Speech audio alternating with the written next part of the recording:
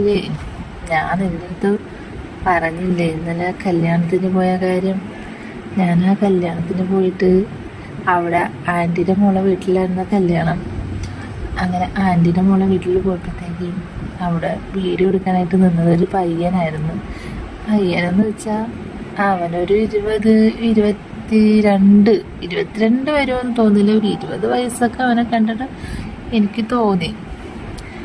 അവനാണെങ്കിൽ ഞാൻ ചെന്നപ്പോൾ മുതലേ എന്നെ ഇങ്ങനെ നോക്കിക്കൊണ്ടിരിക്കുകയായിരുന്നു. ഞാനും നോക്കി.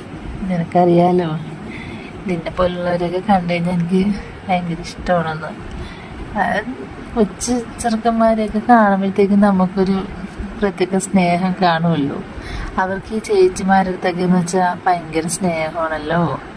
അങ്ങനെ ഞാനും അവനത് നോക്കി, ഞാൻ ചിരിച്ച് ഞാനങ്ങ് പോയി.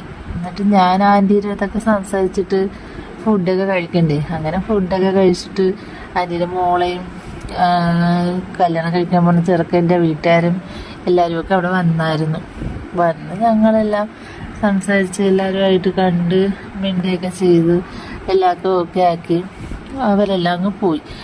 അവർക്ക് ഈ രാത്രി സാധനങ്ങളൊക്കെ കൊണ്ടുവരുന്ന ഇതുണ്ടല്ലോ, പെണ്ണിൻ്റെ തലേന്ന് ഡ്രസ്സും കാര്യങ്ങളൊക്കെ കൊണ്ടുവരും. കല്യാണം കഴിഞ്ഞിട്ടിടാനും കല്യാണത്തിൻ്റെ തലേന്നാണ് ഇതെല്ലാം കൊണ്ടുവരുന്നത്. അങ്ങനെ ഇതൊക്കെ കൊണ്ടുവന്നിട്ട് ഇവരെല്ലാം അങ്ങ് പോയി.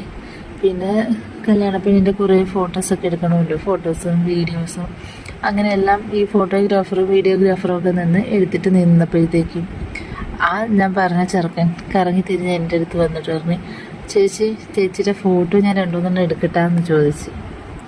അപ്പോൾ കൊച്ചു ചെറുക്കന്മാരല്ലേ, ഞാൻ പറഞ്ഞ അതിനെന്താ മോൻ എടുക്കുന്നു പറഞ്ഞു. ഞാൻ എന്നിട്ട് പറഞ്ഞ്, മോനെ നല്ല രീതിയിലൊക്കെ ചേച്ചിയുടെ ഫോട്ടോ എടുത്ത് തരണേടാ ചക്കര് എന്നൊക്കെ ഞാൻ ഇങ്ങനെ പറഞ്ഞ്. അപ്പോൾ പറഞ്ഞ് അതിനെന്താ ചേച്ചിയുടെ ഫോട്ടോ ഞാൻ നല്ല കിടില സെറ്റാക്കി എടുത്ത് തരുമെന്ന് പറഞ്ഞു.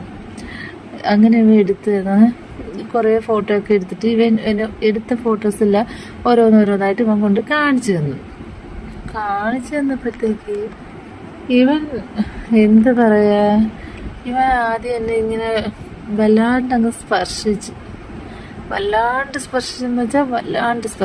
അത് നമുക്ക് ഭയങ്കര ഫീലിങ്സ് ഒക്കെ തരുന്ന രീതിയിലൊരു സ്പർശനമായിരുന്നു. ഞാനൊന്നും പറഞ്ഞില്ല, എനിക്ക് ഇതൊക്കെ ഇഷ്ടമുള്ള കാര്യമായതുകൊണ്ട് ഞാനൊന്നും പറയാൻ പോയില്ല.